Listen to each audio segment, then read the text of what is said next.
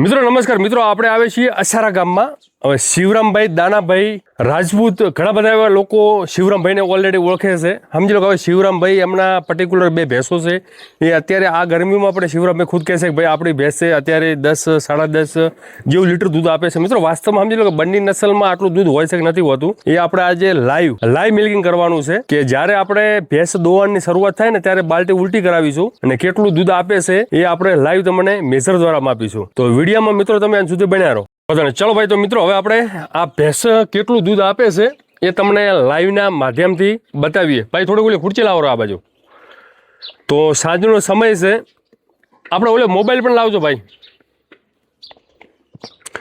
મિત્રો સમજી લો કે શિવરામભાઈ ખુદ એકલા માણસ છે અને એમની પાસે અત્યારે ઓવરઓલ કેટલી ભેંસો દૂધ ઉપર છે? 15 દૂધણી છે. 15 ભેંસો દૂધણી છે અને 15 ભેંસોમાં થોડી હળબડી હોય છે, કારણ કે ખુદ દોવાનું એકલો એમને પોતાને જાતે જ હોય છે. તો તમને હું થોડો ટાઈમ પણ બતાવી લઉં કે શું ટાઈમ થયો છે અને કઈ તારીખ છે.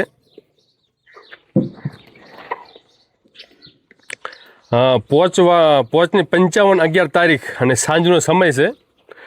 સાંજના સમયે પોચની 55 એટલે ઓવરઓલ તમે જુઓ તો 6 વાગ્યા કહેવાય. અને એ ટાઈમે આ ભેંસ કેટલું દૂધ આપે છે એ આપણે તમને લાઈવ બતાવવાનું છે. ગરમીનો માહોલ છે અને ઓલરેડી આ જે વાવ વિસ્તાર છે એ વાવ એટલે કે એક સૂકો પ્રભાવિત ક્ષેત્ર, અને એમાં પણ અસારા. શિવરામભાઈ ચાલુ કરે એટલે થોડીક બાલટી ઉલટી કરી લેજો, એટલે લોકોને એ દેખાઈ આવે કે ભાઈ આ બાલટી ખાલી છે. મિત્રો આ અસારા ગામ છે. અસારા એટલે કે ગુજરાતનું ભારતનું છેલ્લું ગામ કહેવાય. અને અહીંયાથી સમજી લો કે જે પાકિસ્તાનનો જે સિંધ પ્રદેશ છે એકદમ નજીક આવેલો, અંદાજિત 50 કિલોમીટર હશે શિવરામભાઈ. પાકિસ્તાન ડોહા એમ કહેતા કે 36 કિલોમીટર છે. 12 ગાવ છે. 12 ગાવ એટલે 12 ગાવ 36 કિલોમીટર થવા છે. એટલે એક ગાવ 3 કિલોમીટરનું થાય. હા, 3 કિલોમીટર એટલે 36 કિલોમીટર જેવું છે. અને મિત્રો 36 કિલોમીટર એટલે સમજી લો કે આ છેલ્લો વિસ્તાર જે આપણે શિવરામભાઈના જે વાડો ઊભા છે એ છેલ્લું છે. અને હવે પછી જે સમજી લો કે જે આ દિશામાં જે આપણે આ દિશામાં જઈએ તો પાકિસ્તાન જ આવે, ન તો ત્યાં કોઈ એવો વસવાટ છે. ઓનલી ફોર ત્યાં આગળ જંગલ જ છે. એટલે કે એક સમજી લો કે ત્યાં મીઠું દેખાય ને, નમક ખારો વિસ્તાર, આખું એમ કે રણ પડી છે, આખી પાટ પડી છે. અને ત્યાં આગળ આપણે જઈએ તો ભૂલા પડી જઈએ, એ ટાઈપનો આખો માહોલ છે.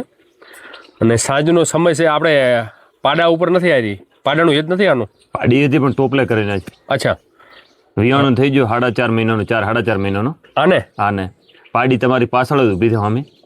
અચ્છા, આ પાડી પાછળ ઊભી એની પાડી એની છે એમ ને? હા, એની પાડી આવી રહી. જો મિત્રો 4.5 મહિનાનું વિયાણ છે, તોય પણ શિવરામભાઈ કહે છે કે હવે લાઈવ કરી દો. તો અત્યારે લાઈવના માધ્યમથી તમને બતાવવાનું છે કે કેટલું દૂધ આપે છે. મિત્રો નસલ શું છે, સંવર્ધન શું છે, સમજી લો કે તમે અસારા ગામમાં આવો અને શિવરામભાઈ દાણાભાઈનું નામ લો એટલે તમને આઈડિયા આવે કે ભાઈ દૂધ શું હોય છે. અને ખૂબ સારું એવું બ્રીડિંગ કરી રહ્યા છે, ખૂબ સારું એવું સંવર્ધન કરી રહ્યા છે. અને ઉંમર માત્ર 32 વર્ષ છે. અને 32 વર્ષની અંદર મિત્રો ઓલ ઓવર સમજી લો કે એમની પાસે જે કોઠાસૂઝ છે, જે હુનર છે નસલની, એ અદ્ભુત છે. અને 32 વર્ષની ઉંમરમાં પણ એમણે જે ટર્નઓવર કર્યું છે 2024 અને 25 બહુ મજબૂત કર્યું છે. આપણે ગઈ સાલ તો ઓવરઓલ કેટલી ભેંસનું દૂધ નીકાળ્યું હતું? 17 ભેંસોનું. 17 ભેંસોનું ઓવરઓલ સમજી લો કે એમણે 31 લાખ ઉપર દૂધનું ટર્નઓવર કર્યું ને? 31 લાખ, 31 લાખ આજુબાજુ થઈ ગયું હતું. અને કાંઈક નફો પણ તમને 8 લાખ મળ્યો? 7 લાખ? હા, 7 લાખ રૂપિયા આવ્યો. 7 લાખ એટલે ઓવરઓલ તમે જુઓ તો મિત્રો 40 લાખ આસપાસ, 17 ભેંસોનું 40 લાખ આસપાસ ટર્નઓવર એ લો આ બાલટી ઉલટી. ઓકે. તો મિત્રો 4 મહિના ઉપરનું વિયાણ છે. અને શિવરામભાઈ દાનાભાઈની ભેંસ આપણે લાઈવ બતાવીએ છીએ.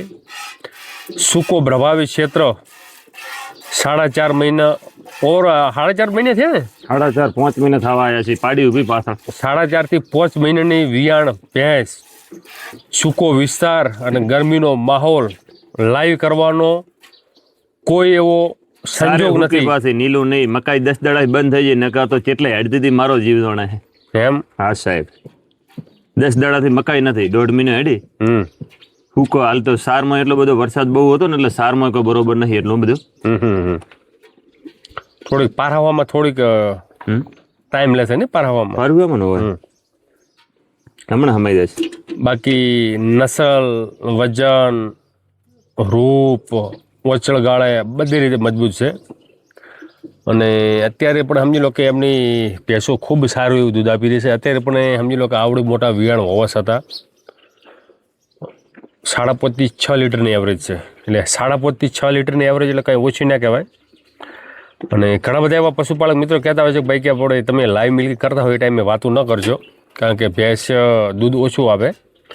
પણ અત્યારે ઓવરઓલ સમજી લો કે આપણે જ્યારે લાઈવ કરીએ ત્યારે થોડા ઘણું એજ્યુકેશન લેવું જરૂરી છે, કારણ કે લોકોને લાઈવ સાથે થોડા ઘણું જાણકારી પણ મળતી રહે. અને જે મિત્રો અહીંયા ભેંસો તમે જુઓ છો ઓવરઓલ ટોટલ ભેંસો વગડામાં ચરવા જાય છે. શિવરામભાઈ કેટલા વાગે જાય સવારમાં? સવારમાં 7:30 છૂટી જાય ભેંસ. અચ્છા. અને 3 વાગે ઘરે આવે. 3:30. 3:30 ઘરે આવે. ચરવાડો તો એટલું બધું હશે ને? અત્યારે તો કશું નહીં, અત્યારે તો ખેતરમાં પૂરેલો છે. ચોમાસે 4 મહિના થાય. અચ્છા, ચોમાસે 4 મહિના એમ ને?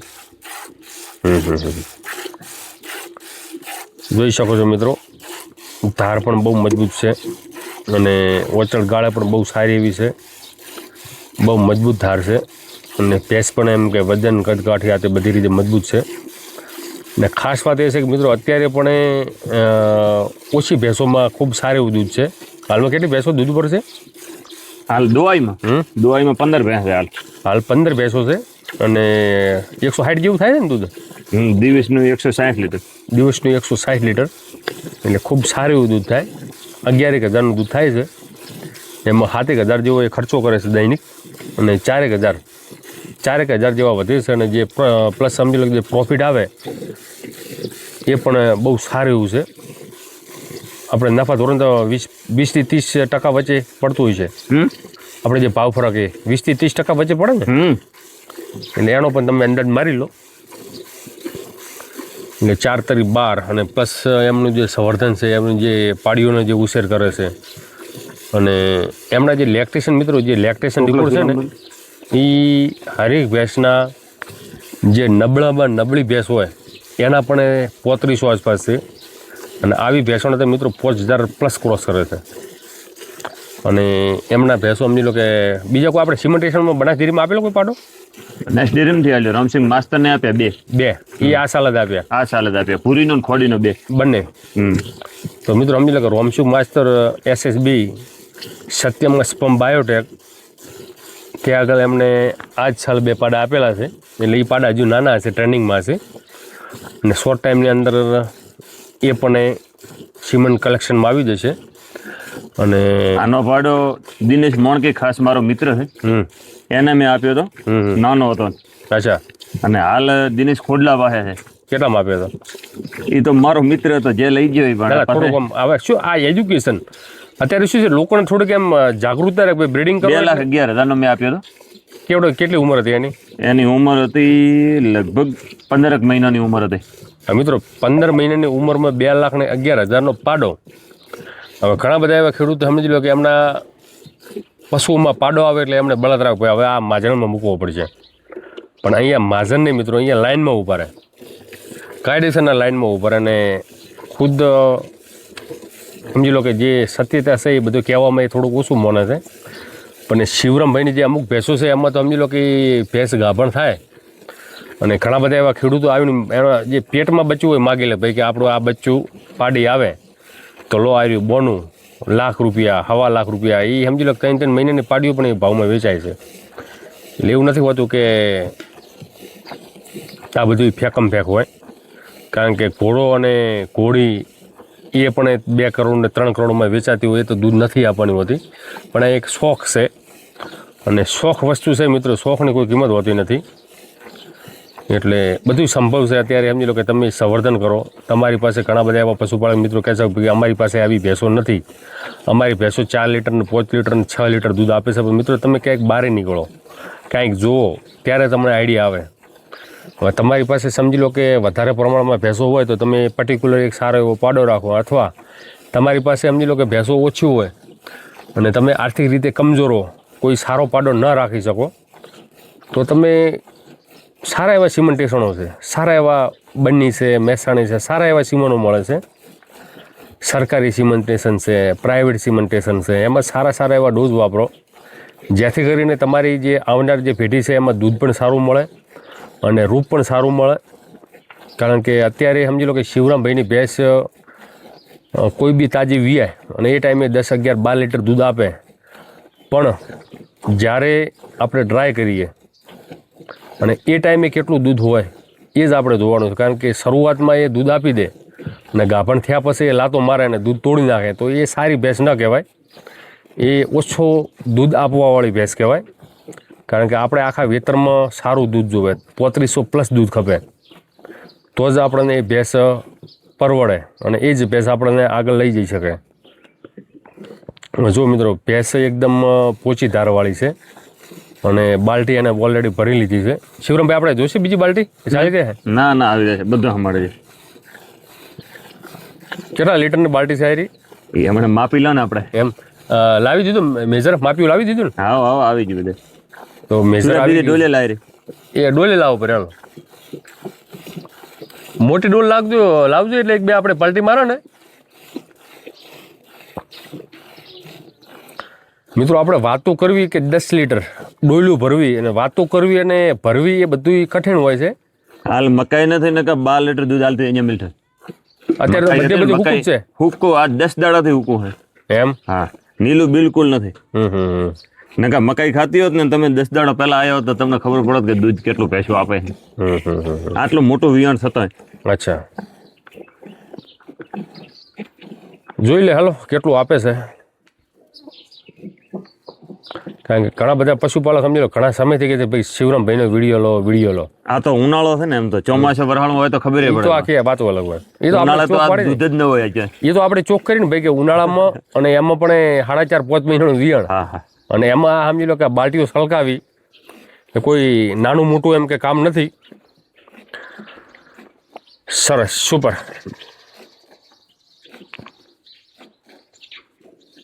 લાવો ઓલું આપણે માપ્યું લાવો તમે આ બાજુ. અને બીજાના કોઈ દોઢીએ નહીં, ગમે ત્યાં જોવાની છૂટ ગમે તે મિત્રને પાસે. એમ આપણા કરતો સળિયા તો હોય ને, એને સવારમાં 6 વાગે આવવાની છૂટ. એમ? હા, ટાઈમ જોવાની.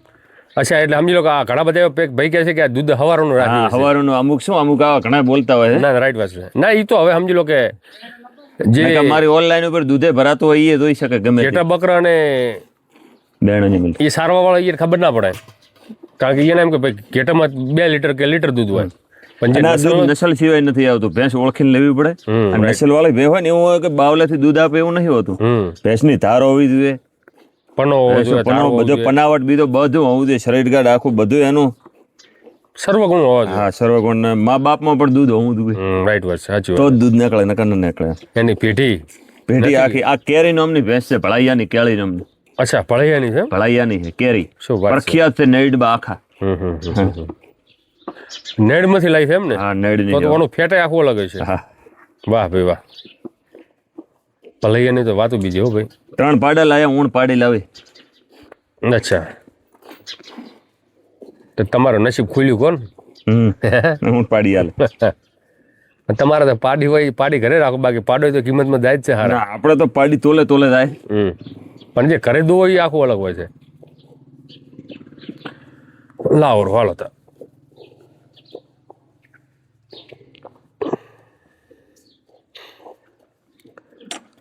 ખરેખર મિત્રો, બનાસકાંઠા છે, વાવ છે, હુકો વિસ્તાર છે અને અહીંયા પણ જો સમજી લો કે આ 4.5-5 મહિને ને આટલી ગરમીમાં આટલા દૂધ નીકળતા હોય તો વાસ્તવિક રીતે જે પંજાબ અને હરિયાણા વિસ્તારમાં જે પશુપાલક મિત્રો જે ટ્રીટમેન્ટ કરે છે, જે દૂધ લે છે. ઓકે, ખાલી ઓકે. એક બે તમે પાર્ટી મારી જોરી. પાર્ટી મારો બધું કરું.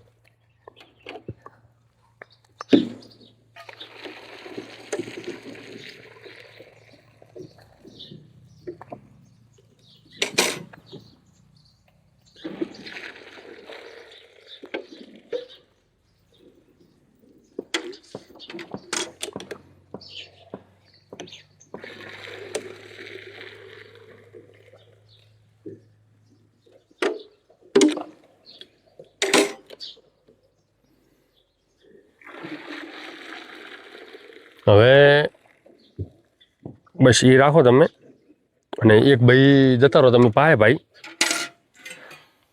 રેડી? તમે શરૂઆતમાં એવું કરો, બાલ્ટીમાં દૂધ રે. રેડી? હા એ તો આ બાલ્ટીમાં આવજો ને આમ હવે. હા એમ જાવ તો વધો ને. રેડી? એટલે અંદર માપિયામાં ન રહે એ ટાઈપનું કરજો. હા હા તો ને. હા એક.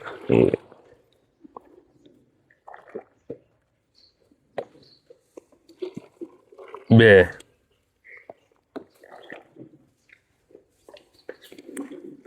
3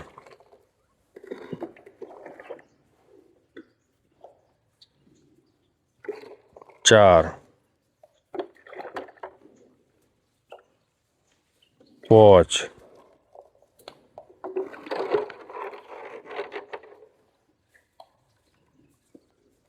6 ઓલા જાઓ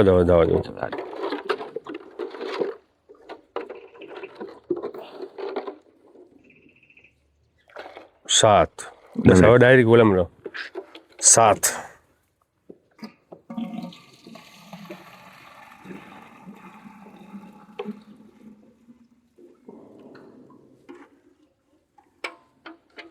I'm ready to.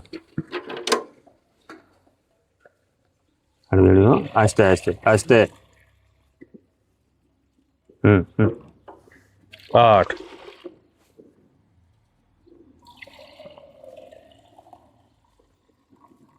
આસ્તે આસ્તે આસ્તે. રેડ છે રેડ ગોળો મોણો હે. 9